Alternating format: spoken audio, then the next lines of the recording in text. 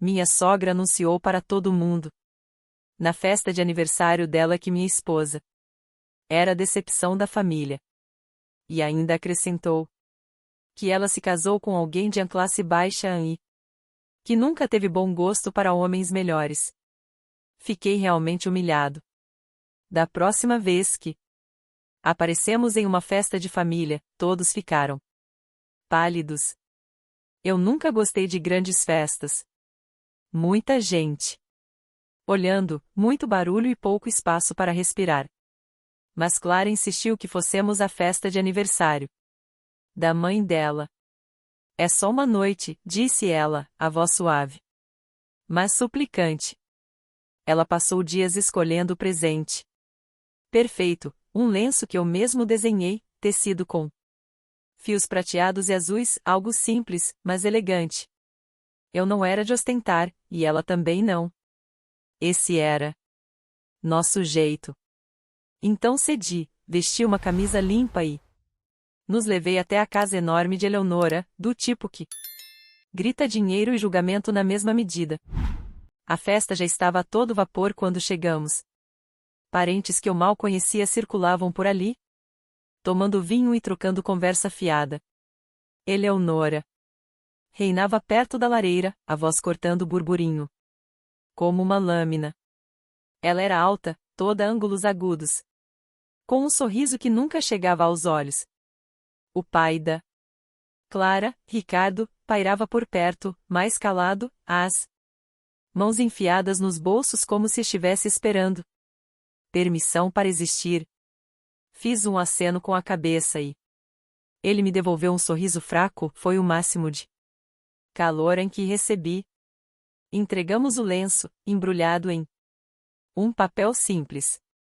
Eleonora mal olhou, largando-o em cima de uma mesa abarrotada de caixas maiores e mais brilhantes. Eu não me importei, ela podia fazer o que quisesse com ele. Mas vi os ombros da Clara cederem um pouco, e aquilo ficou na minha cabeça. Ela tinha colocado o coração ao escolher aquele presente, e a mãe não conseguiu nem agradecer. Típico. A noite se arrastou, e eu fiquei perto da Clara, tentando fugir das conversas fiadas com os primos, que sempre perguntavam o que eu fazia da vida. Design freelance, eu resmungava, mantendo as coisas vagas. Eles não precisavam saber das noites viradas, fazendo esboços, dos pedidos se acumulando, do pequeno negócio de moda que eu tocava e que começava a chamar atenção. Eu gostava de ficar na minha. Ah! Clara sabia, claro, vira os montes de amostras de tecido, os e-mails dos compradores. Mas nunca me pressionava para me gabar. Éramos assim, e era por isso que combinávamos. Então veio o brinde. Eleonora tilintou a taça, e a sala silenciou. Eu achei que ela fosse falar de si mesma, talvez dar umas alfinetadas no velho passatempo do Ricardo com carros. Em vez disso, ela apontou o foco para nós, para Clara. Minha filha, começou, a voz alta e açucarada com um orgulho falso, poderia ter sido muito mais. Mas aqui estamos, celebrando mais um ano enquanto ela se contenta com menos. Ela fez uma pausa, deixando as palavras pesarem. Senti Clara enrijecer ao meu lado. A decepção da família, vejam só, casada com alguém de classe baixa, sem gosto para homens melhores. Uma pena. A sala ficou em silêncio por um segundo, e então vieram algumas risadas desconfortáveis. Meu rosto queimou. Classe baixa bateu como um tapa. Mas não era sobre mim. Eram os olhos da Clara que me atingiam. Ela estava com lágrimas, as mãos retorcendo a barra do vestido. Eu quis levantar, dizer algo.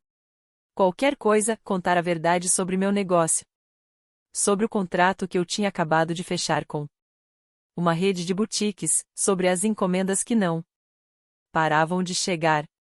Mas eu não falei. Não por não conseguir, mas por não querer dar a Eleonora satisfação de uma briga. Ela vivia disso. Apoiei a mão nas costas da Clara, tentando acalmá-la. Vamos embora, sussurrei. Ela assentiu, quase sem se segurar. Saímos sem fazer alarde, passando pelas escadas e pelos sorrisos mal disfarçados. O lenço ficou para trás, esquecido naquela maldita mesa. Eu nem olhei para trás. A caminho de casa, ficamos em silêncio no início. A Clara olhava pela janela, a respiração embaçando o vidro. Segurei o volante com tanta força que meus dos dedos ficaram brancos. Eu não estava bravo. Com a família, eram apenas ovelhas seguindo a líder. Eu estava bravo com ela, Eleonora, pelo modo como derrubou Clara daquele jeito, na frente de todo mundo, e chamou aquilo de ambrinde. Desculpa, disse Clara, a voz trêmula. Pelo que, devolvi, mais ríspido do que pretendia. Você não fez nada de errado. Ela é minha mãe. Eu devia ter, não. Cortei. Ela não pode mandar em você assim. Nem em nós. Clara não respondeu, só limpou os olhos com a manga do vestido. Eu odiava vê-la daquele jeito. Encolhida. Clara não era decepção, e Eleonora era. Por não enxergar o que tinha. Uma filha que ainda se importava a ponto de aparecer lá, tentar. E eu? Eu. Não era qualquer um, minhas criações estavam começando a vender de verdade. Mantive tudo quieto. Porque não precisava da aprovação do mundo. Mas naquela noite algo mudou. Quando chegamos em casa, Clara foi direto para a cama. Eu não. Sentei à minha escrivaninha, encarando uma folha em branco. As palavras de Eleonora ecoavam na minha cabeça, classe baixa, sem gosto. Ela não me conhecia, não sabia o que eu estava construindo. Peguei o lápis e comecei a desenhar, traços firmes e deliberados. Clara não merecia aquela humilhação. Nem eu. E eu ia fazer questão de mostrar isso, não com palavras nem brigas, mas com algo que não pudessem ignorar. Não dormi aquela noite. O lápis seguia, e minha mente também. Se Eleonora queria brincar de rainha para se sentir superior, tudo bem. Deixaria ela ter o momento dela, porque o meu chegaria, e ela não veria nem de onde veio. Depois daquela noite, o sono não vinha fácil. Eu ficava na minha mesa até os traços ficarem turvos. Movido por algo que eu não sabia nomear, raiva. Talvez, ou teimosia. Clara não falava muito sobre a festa, mas eu via no olhar dela, no modo como às vezes parava no meio de uma frase e ficava olhando para o nada. As palavras da mãe tinham afetado fundo. E eu odiava não poder simplesmente arrancar aquilo de dentro dela. Então trabalhei mais duro do que nunca. Nossa casa não era grande coisa, um aluguel de 2 quartos, pisos rangendo, a mesa da cozinha balançando. Se você se apoiasse nela do jeito errado. Mas era. Nossa. O segundo quarto era meu estúdio, lotado de rolos de tecido, uma máquina de costura e um laptop. Que parecia viver no limite. Foi ali que construí tudo. Meu negócio. Sem nome chique, só eu, uma agulha. E uma visão. Comecei pequeno, vendendo camisas e jaquetas pela internet. Mas a fama foi crescendo. As pessoas gostavam dos cortes limpos, do jeito que as roupas pareciam caras sem exagero. Quando Eleonora me chamou de a classe baixa, eu já tinha enviado encomendas para metade do país. Clara me ajudava quando podia. Ficava diante de mim à noite, conferindo planilhas enquanto eu costurava. Ela tinha jeito com números, sempre encontrava erros que eu deixava passar. Você vai precisar de um lugar maior logo, ela dizia, meio sorrindo, como se acreditasse em mim mais do que eu mesmo. Eu desconversava, maior significava mais barulho. E eu não queria isso. Ainda não. Semanas depois da festa, as coisas aceleraram. O dono de uma boutique na cidade me mandou um e-mail. Um tal de Marcos, com uma loja que atendia gente com mais dinheiro do que juízo. Ele viu meu trabalho em uma cliente, queria colocar minhas peças na loja. Encontrei com ele no centro, levei umas amostras, um blazer de linho, um vestido de seda que fiz pensando na Clara. Ele não choramingou por preço, só passou um cheque com um valor que me deixou tremendo quando guardei no bolso. Você tem algo especial? Ele disse. Não deixe ficar pequeno. Assenti, em silêncio.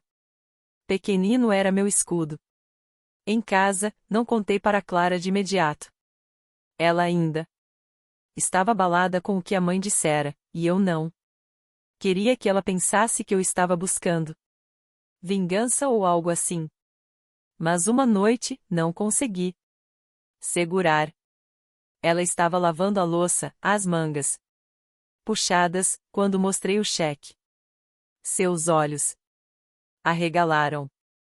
João, o quê? Como? Gaguejou. Expliquei sobre o Marcos, o negócio, que era sol. Começo. Ela me abraçou com tanta força que sentiu coração dela batendo contra meu peito. Você está conseguindo, ela sussurrou. Isso deveria bastar, o fato de ela acreditar em mim. Mas a voz de Eleonora continuava rondando a minha cabeça, classe baixa, sem gosto. Eu a escutava.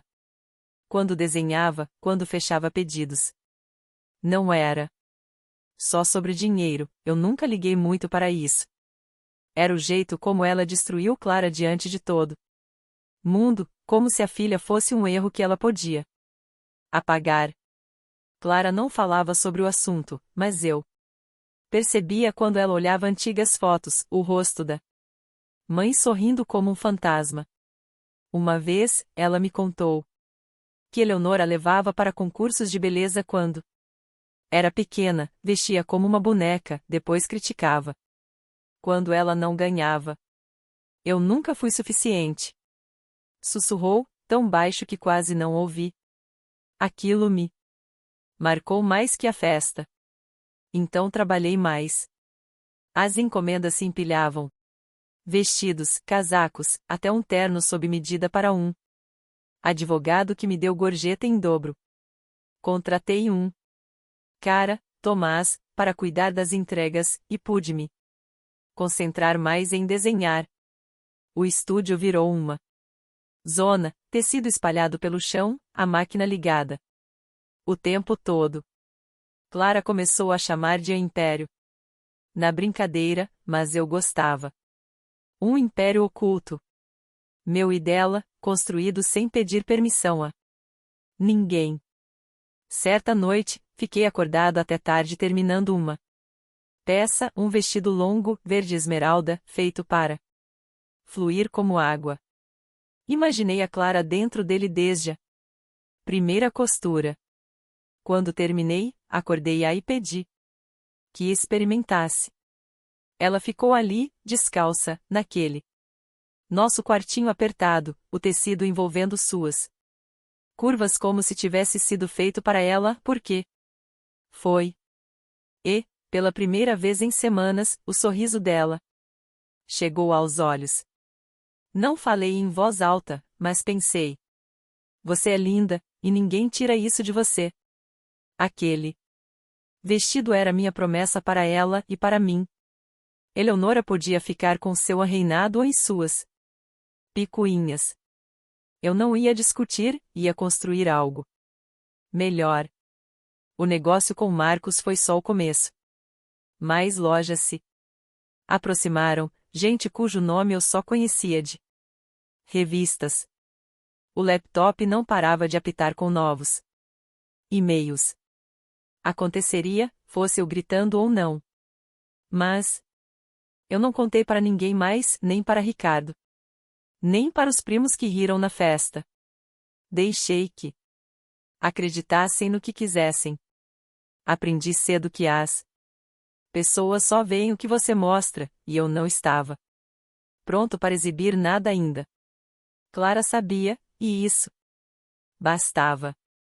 Ela ficava ali, quieta, enquanto eu trabalhava, me dando suporte só com a presença.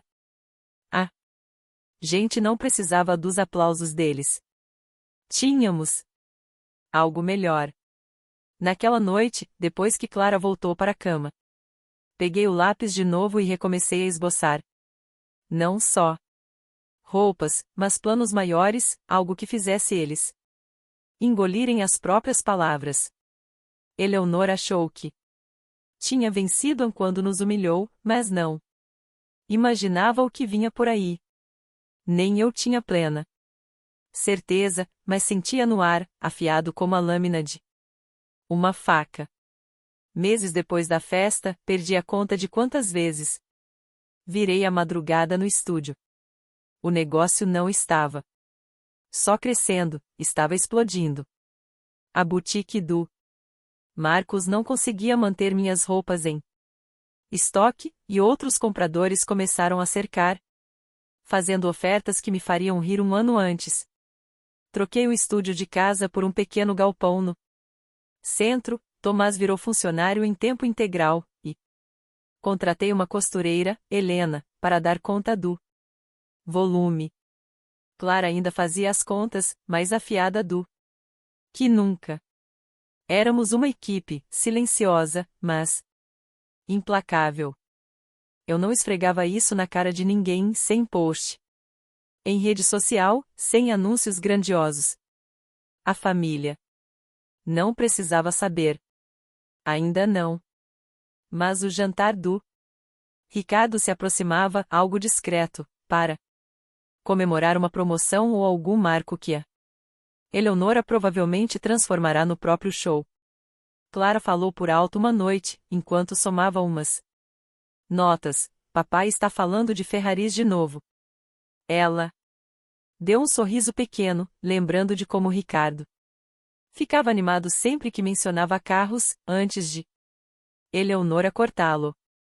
Foi quando me ocorreu a ideia.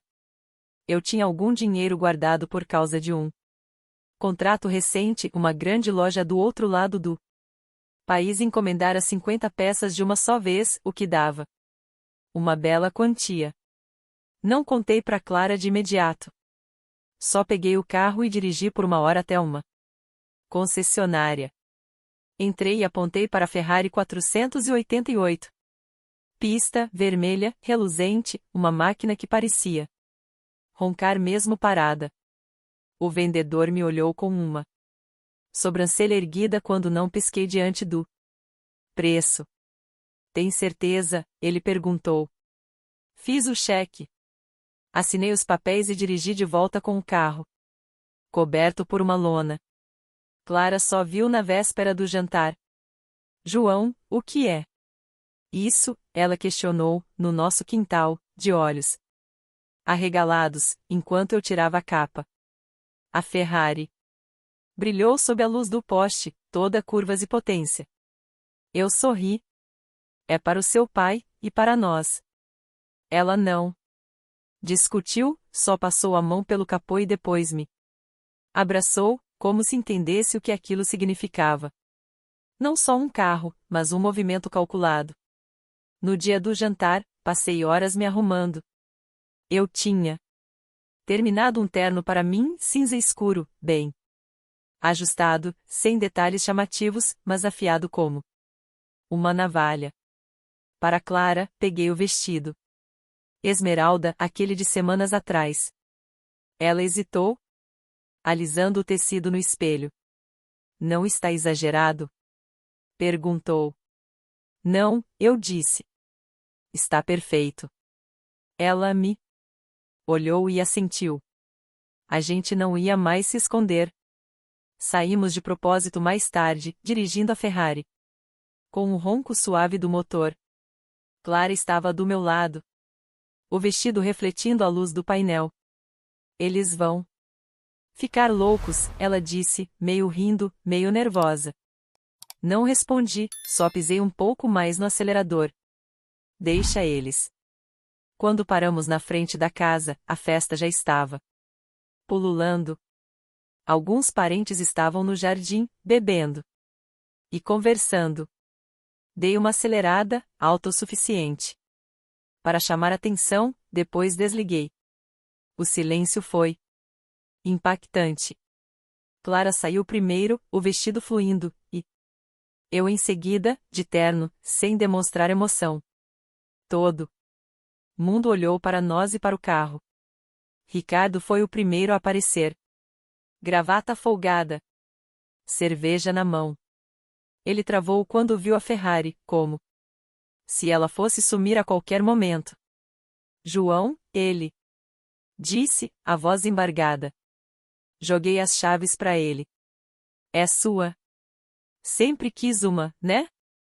Ele pegou as chaves, a mão tremendo, e, pela primeira vez, não olhou para Eleonora pedindo aprovação.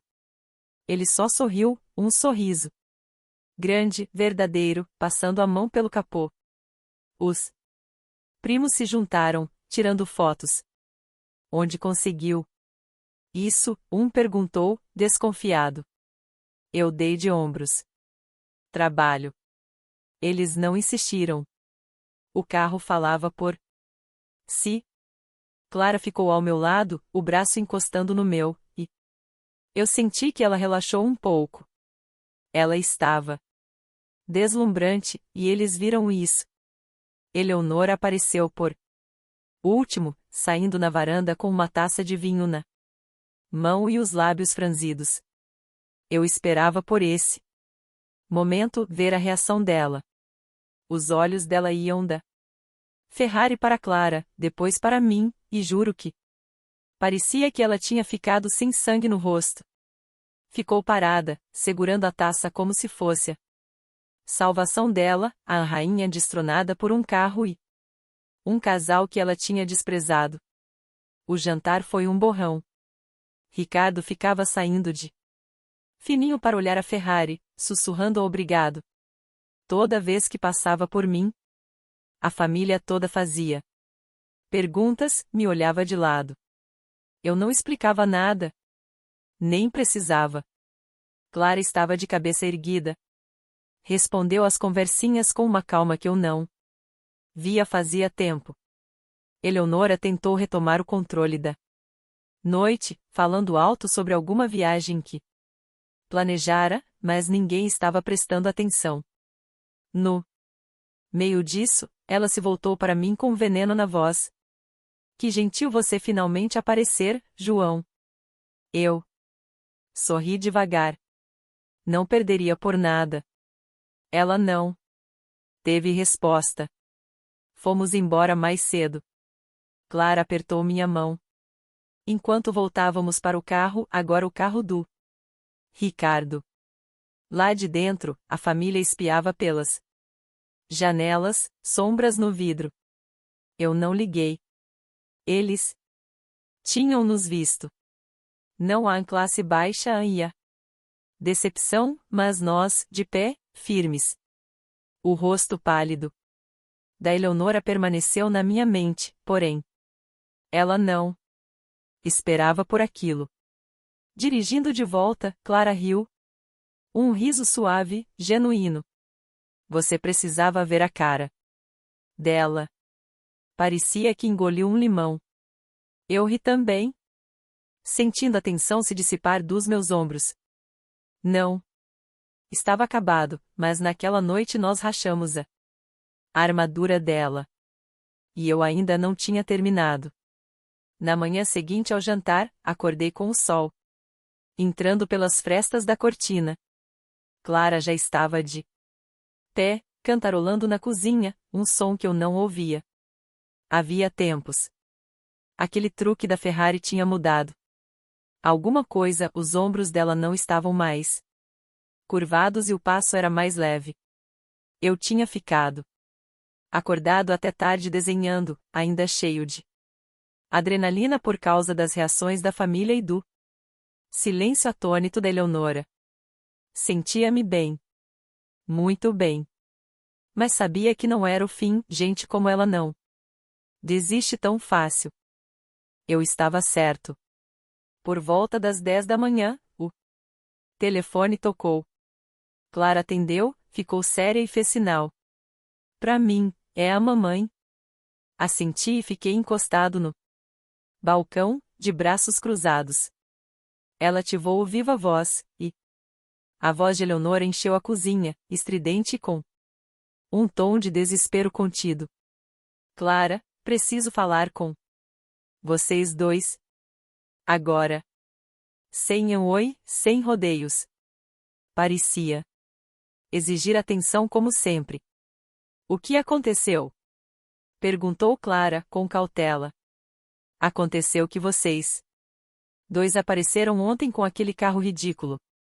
Agindo como se fossem melhores que a gente, e ainda tem a audácia de perguntar o que houve? Eu criei você, Clara. Mereço respeito, não esse e esse. Ataque surpresa ao ponto. Quase ri, ataque surpresa. Como se tivéssemos ido lá começando uma guerra. Quando só chegamos de carro.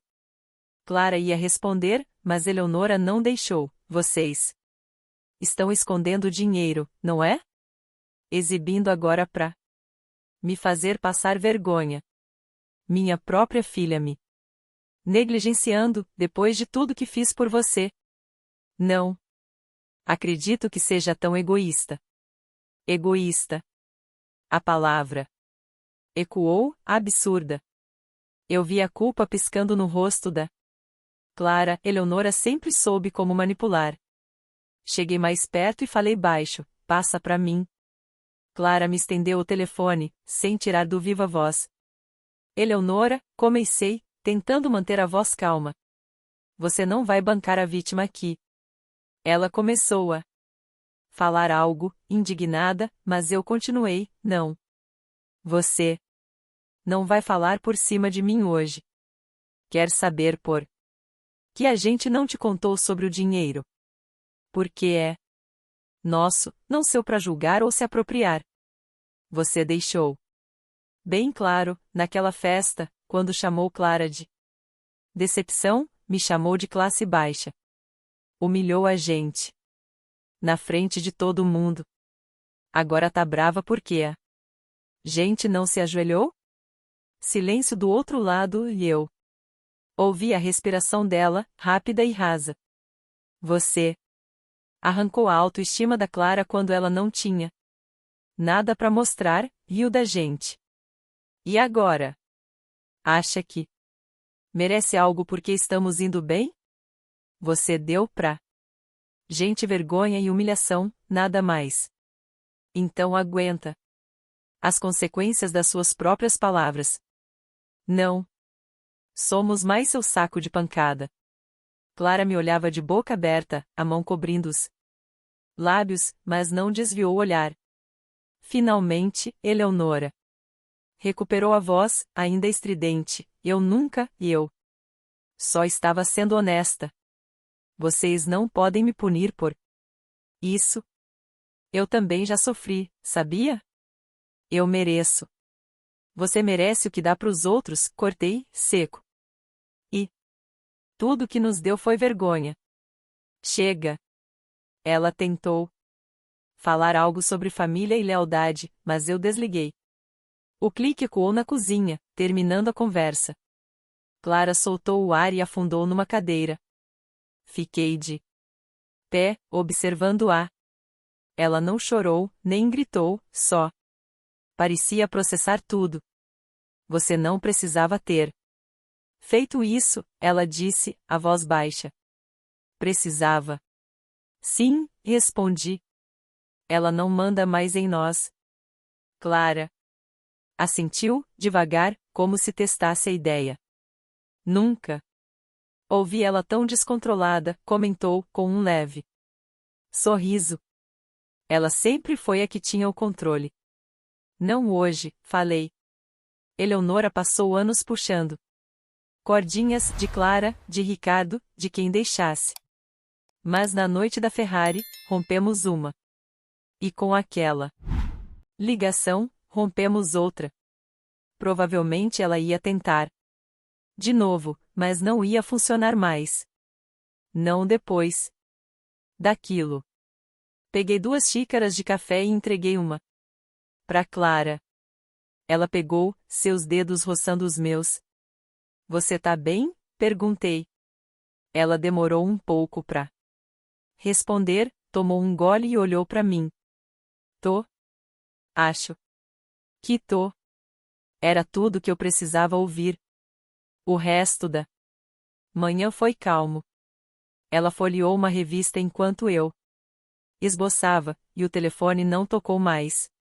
Imaginava Eleonora lambendo as feridas, tramando o próximo passo. Que ficasse assim, ela tinha perdido terreno. E a gente não ia mais ficar esperando. Mais tarde, Clara chegou por trás de mim e espiou meu desenho, um casaco com cortes ousados pro outono. É bom, ela disse, encostando o queixo no meu ombro. 2 palavras simples, mas me atingiram. Era ela voltando, aos poucos, da sombra que a mãe jogará sobre ela. E eu ia continuar construindo, fazendo-a gente seguir em frente, até aquela sombra sumir. Nos dias que se seguiram, tudo parecia diferente. Mais leve. Clara não se sobressaltava toda vez que o telefone tocava. Eu não sentia aquele nó no peito. Quando pensava na família dela, a gente traçou uma linha clara, e Eleonora ainda não a cruzou. Achei que ela ainda estava se recuperando, pensando em como recuperar o controle, mas não importava. A gente não ia ficar na defensiva. O galpão estava a todo vapor agora. Helena costurando num canto, Tomás encaixotando pedidos em outro, minhas criações penduradas em araras, prontas para envio. A coleção nova estava decolando, compradores de lugares onde eu nunca pus os pés estavam fazendo pedidos. Clara mantinha os números em dia, o laptop sempre aberto, mas ela sorria mais, fazia piada sobre precisar de uma mesa maior. Saímos daquele quartinho emprestado, isso era real. Um dia, Ricardo apareceu de surpresa. Eu estava desenhando quando a porta rangeu e ele entrou, mãos nos bolsos, chaves da Ferrari penduradas no dedo. Espero não estar atrapalhando, disse, olhando em volta como se estivesse em outro planeta. Fiz sinal para ele entrar e larguei o lápis. Ele olhou as araras, os rolos de tecido, depois me encarou. Você andou ocupado, hein? Comentou, quase em voz baixa. É, respondi, sem florear. Ele fez que sim.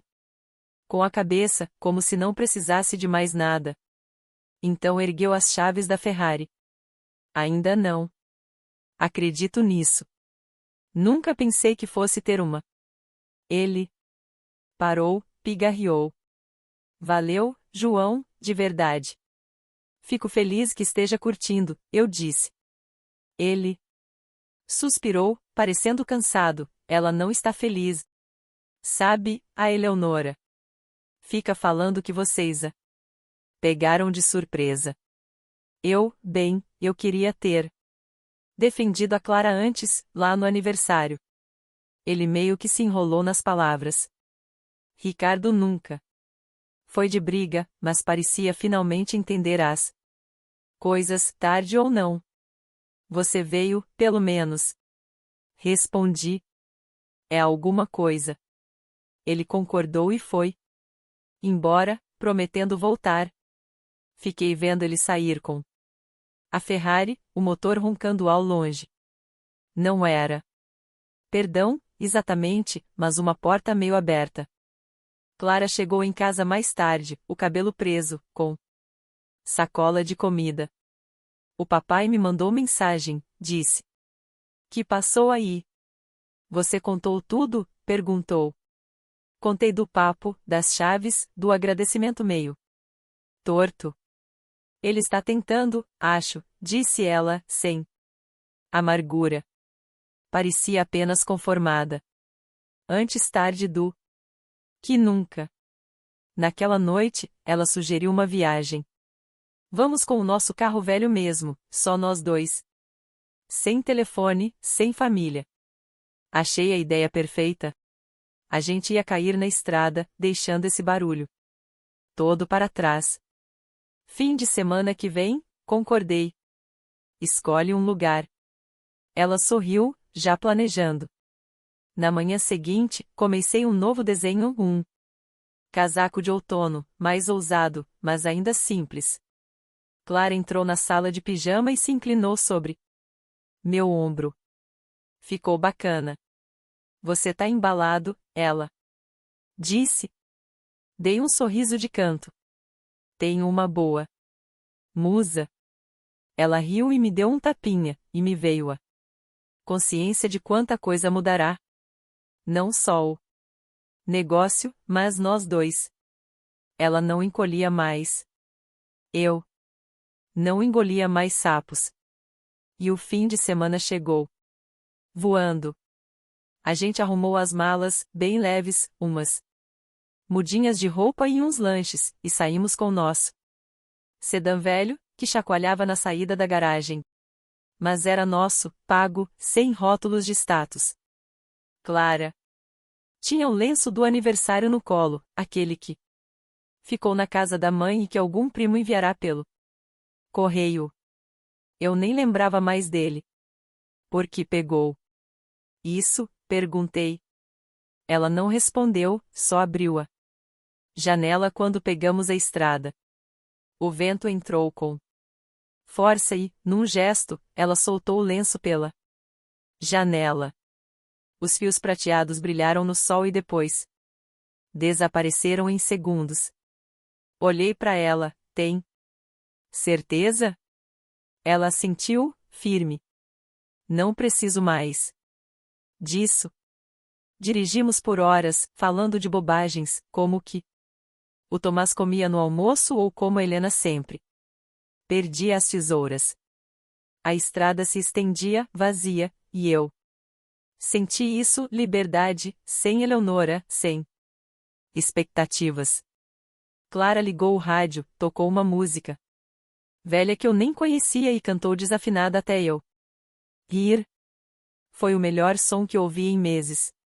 Quando anoiteceu, paramos perto de um lago que ela tinha marcado no mapa, plano e silencioso, sem ninguém por perto. Jantamos uns sanduíches em cima do capô, o carro rangendo sob nós. É isso, disse ela, se recostando. O que nós construímos. E eu sabia que ela não estava falando só do carro ou da empresa, mas de nós dois, livres. Puxei-a para perto. A cabeça dela apoiada no meu ombro, e ficamos vendo o céu escurecer. A Eleonora não ligou de novo. Talvez tivesse desistido, talvez não. Eu não me importei. Ela tinha perdido o controle, e a gente não olharia para trás. O negócio ainda ia crescer, com mais encomendas e mais riscos, mas isso era por nossa conta. Naquele momento, só existia aquele lugar, aquela estrada, a voz da Clara cantando baixinho do meu lado. Eu começara a desenhar na noite do aniversário para provar alguma coisa. Não precisava mais. Já tínhamos vencido. Novo final feliz e com justiça. Só que o destino reservava ainda mais para nós dois. Alguns meses depois da viagem ao lago, o sucesso do meu negócio explodiu de vez, um grande evento de moda na capital convidou a nossa marca para desfilar a próxima coleção. Seria a chance perfeita de mostrarmos tudo o que construímos, sem depender de aprovação de ninguém, muito menos de Eleonora. Clara e eu trabalhamos incansavelmente para preparar as peças. Tomás coordenou as entregas e Helena se dividiu entre costuras de última hora. Na noite do desfile, a sala estava lotada de gente importante, inclusive compradores internacionais. As modelos entraram na passarela vestindo meus desenhos, cada peça com a marca do nosso esforço. O silêncio inicial foi tomado por aplausos entusiasmados. E, no final, tivemos a maior ovação da noite. Câmeras de TV e repórteres correram para nos entrevistar. Clara estava radiante, segurando minha mão, com um sorriso que finalmente alcançava os olhos. Aquele brilho que Eleonora tanto subestimou.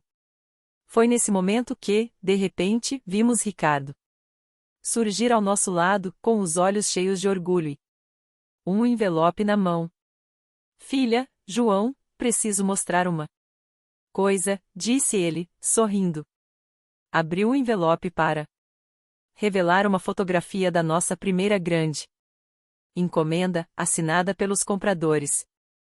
Eles me enviaram, pediram para te dar pessoalmente, João. Estão empolgados em fazer uma parceria exclusiva com sua marca. Clara me abraçou forte, emocionada. Enquanto isso, Eleonora apareceu ao fundo, parecendo meio deslocada.